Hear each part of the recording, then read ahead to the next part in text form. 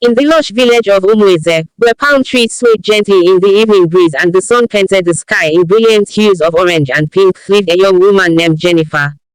Unlike the other maidens whose beauty drew admiring glances from passing suitors, Jennifer bore the heavy burden of being considered the ugliest girl in the village.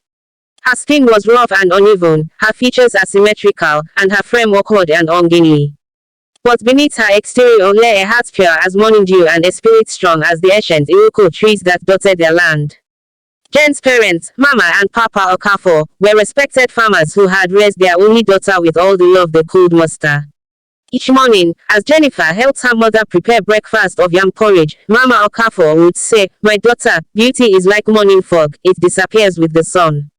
What a beautiful heart that lasts forever." Papa Okafor, too, would always remind her that the gods never create without purpose and that her destiny was special. But words of comfort, no matter how sincere, could not shield Jennifer from the cruel taunts that followed her through the village like persistent shadows. Young men would point and seek her when she passed, comparing her to various animals and spirits. The village girls hired excluded her from their gatherings, whispering behind their hands and giggling whenever she approached. Each night, Jennifer would cry silently into her wrapper, her tears soaking into the colorful fabric as she prayed to the gods to make her beautiful. Only one person in the village treated Jennifer with genuine kindness, Prince Chibuzo, the son of their traditional ruler. Tall and handsome, with eyes that sparkled like stars and a smile that could melt the hardest of hearts, Chibuzo saw beyond Jen's physical appearance. When they were children, he had defended her against bullies, shared his palm kennels with her, and always greeted her with respect. Though they could not be close friends due to their different social standings, his kindness remained a bright spot in Jen's difficult life. One fateful morning, as the cock's crow pierced the dawn air, Jennifer set out to fetch water from the village river. The clay pot balanced perfectly on her head, a skill she had mastered despite the mockery she often faced at the stream. The morning air was crisp, and the path to the river was lined with dew-kissed grass that sparkled like diamonds in the early sun. As she approached the river, she heard the familiar sound of laughter and chatter. Other villagers were already there. Her heart sank, but she steeled herself and continued forward. Among the group were some of her worst tormentors, Obina, the palm wine tapper's son, and his friends who never missed an opportunity to make her life miserable. "Look who's here," Obina called out, his voice dripping with malice. "The ugly monkey has come to dirty our water." His friends joined in the cruel chorus, their laughter echoing across the water's surface. "Cover your eyes," one shouted. Her face might turn the river water sour. Jennifer tried to ignore them, focusing on filling her pot. But Obina wasn't finished. He approached her, his face twisted in a sneer. "Why do you even show your face in public? You should stay hidden in your hut where no one has to see you." Before Jennifer could react, Obina kicked her pot, sending it crashing to the ground where it shattered into pieces. His friends surrounded her, pushing her roughly. She lost her balance and fell into the river with a splash, their mocking laughter ringing in her ears as they walked away, pleased with their morning's entertainment. In the river, Jen's tears mingled with the cool water. Her heart felt as broken as her clay pot, and her spirit as scattered as its shards on the riverbank. "Why?" she sobbed, her voice barely a whisper. "Why did the gods make me this way? What did I do to deserve such cruelty?" Suddenly, the river's surface began to ripple strangely, though there was no wind. The water around Jennifer grew warm, and a soft light began to emanate from its depths. Before her astounded eyes, a figure rose from the water, a woman of extraordinary beauty, her skin gleaming like polished ebony, her hair flowing like liquid silver, and her eyes holding the wisdom of centuries. "I am Miri," the figure spoke, her voice as melodious as flowing water. "I am the goddess of this river, and I have watched you for many moons. Your tears have touched my heart, and your pure spirit has moved me to action." Jennifer could barely breathe, her body trembling in the presence of the divine being. "Great goddess," she managed to whisper, bowing her head in reverence. "Look at me, child," Miri commanded gently. "I have seen how you suffer, how you endure the cruelty of others with dignity. I have also seen how you remain kind despite your treatment, how you help others even when they show you no gratitude. Such beauty of spirit deserves recognition." The goddess raised her hand, causing the water around them to swell in gentle patterns. "I can grant you what you desire most, beauty that will make even the stars jealous. But such gifts always come with a price. Are you willing to pay it?" Jen's heart raced with hope and fear. What is the price, great goddess? Any man who lies with you will die within days, Miri declared, her voice growing serious.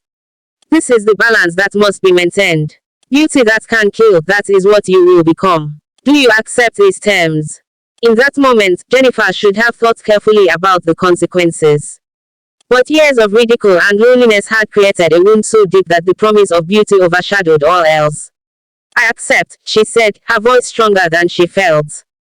The goddess nodded solemnly. Then enter the sacred waters of my river. Submerge yourself completely, and when you emerge, you will be transformed. Jennifer did as she was told, diving beneath the surface.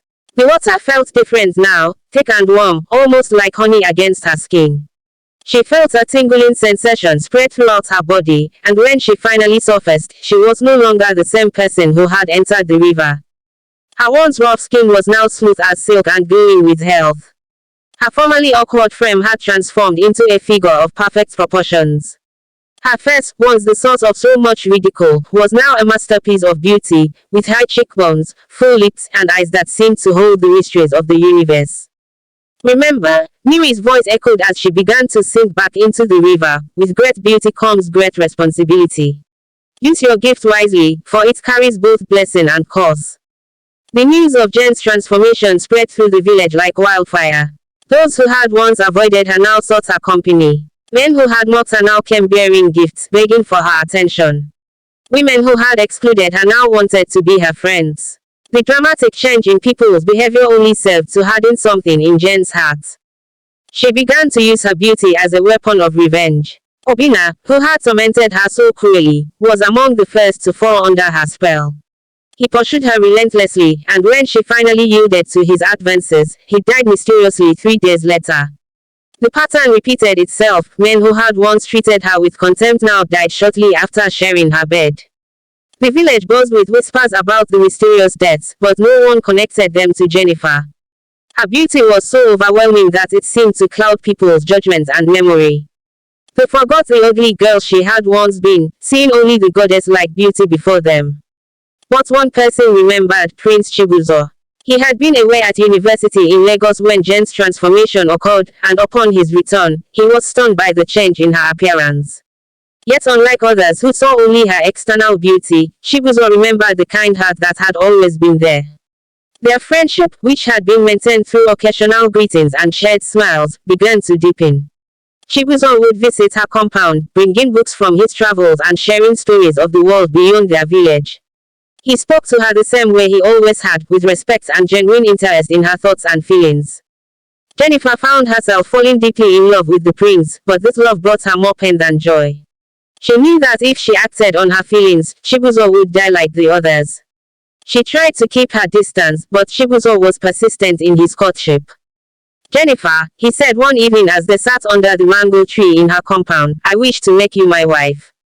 I have spoken to my father, and he has given his blessing.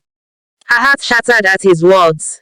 My prince, I cannot marry you, she replied, fighting back tears. Why not? I know you feel something for me, I can see it in your eyes. You wouldn't understand. Then help me understand, he pleaded, taking her hands in his. I have loved you for years, Jennifer. Even before, he paused, choosing his words carefully. Even before your change, I saw your beauty. Your kindness, your strength, your gentle spirit, these are what drew me to you, not just your face. His words broke something inside her, and the whole story came pouring out, her encounter with the river goddess, the cause, the death she had caused. As she spoke, she expected to see horror and disgust on Chibuzo's face, but instead, she saw only compassion and love. Would you marry me as I was before? She asked finally, her voice barely a whisper. Would you love me if I were ugly again? I would marry you if you had 3 heads and scales like a fish, he declared with absolute conviction. Your physical appearance has never been what matters to me. The next morning, before the sun had risen, Jennifer returned to the river. She called out to Miri, and the goddess appeared, as magnificent as before. Great goddess, Jennifer said, kneeling by the water's edge, I wish to return your gift. I would rather live as I was before, ugly but able to love freely, than continue with this course. Miri smiled, and there was approval in her ancient eyes. You have learned much, my daughter. I have watched you and the prince, and I see now that true love exists in your heart, not the desire for revenge that first motivated you. You shall keep your beauty, but the cause will be modified. You may marry your prince and live a full life with him, but any other man who tries to know you intimately will still face death. This is my final gift to you, beauty with the protection of fidelity. Jennifer and Chibuzo were married in a ceremony that lasted 7 days and 7 nights. The entire village celebrated their union, though many men mourned their lost chances with the beautiful bride. As the years passed, they ruled their community with wisdom and compassion, and their love only grew stronger. They had many children who inherited both their mother's beauty and their father's kind hearts. Jennifer never forgot her past, and she made sure to teach her children that true beauty comes from within. She established a school in the village where young girls were taught to value themselves beyond their physical appearance, and she became known as a wise woman who always had time to counsel those who felt excluded or unloved. The river goddess continued to watch over their family, and it was said that on quiet nights, you could hear her singing songs of blessing over the village. The story of Jennifer became a legend in their community, passed down through generations as a reminder that true love sees beyond physical appearance, and that kindness and character are the most beautiful qualities a person can possess. As for those who had once tormented Jennifer, they lived to see her rise to become their queen, and many sought her forgiveness. She granted it freely, having learned that holding on to bitterness only breeds more pain. Her transformation had not just been physical, she had grown from a broken-hearted girl into a woman of wisdom and grace. Years later, when asked about the secret to her lasting beauty and happiness, Jennifer would smile and say, "Beauty may catch the eye, but it is love that captures the heart." And true love, like the river that flows through our village, can transform even the stoniest ground into fertile soil. The legend of Jennifer and Prince Chibuzo became more than just a tale of magical transformation. It became a testament to the power of genuine love and the importance of seeing beyond surface appearances. In the village of Umueze, parents would tell their children this story not just as entertainment, but as a lesson about the true nature of beauty and the transformative power of love. And so, the story lives on, carried like the river's song through generations, reminding all who hear it that real beauty flows from the heart, and true love sees with the soul rather than the eyes. In the end, Jennifer found not just physical beauty, but something far more precious, the knowledge that she had always been beautiful, and that the right kind of love had seen that beauty all along. As the sun sets over Umueze each evening, casting its golden light over the river where it all began, young people gather to hear the tale of the ugly girl who became a queen, and they learn that sometimes the greatest transformations happen not in our appearance, but in our hearts. And somewhere, it is said, the river goddess still watches, ready to help those who, like Jennifer, have the courage to seek not just beauty, but true love and wisdom.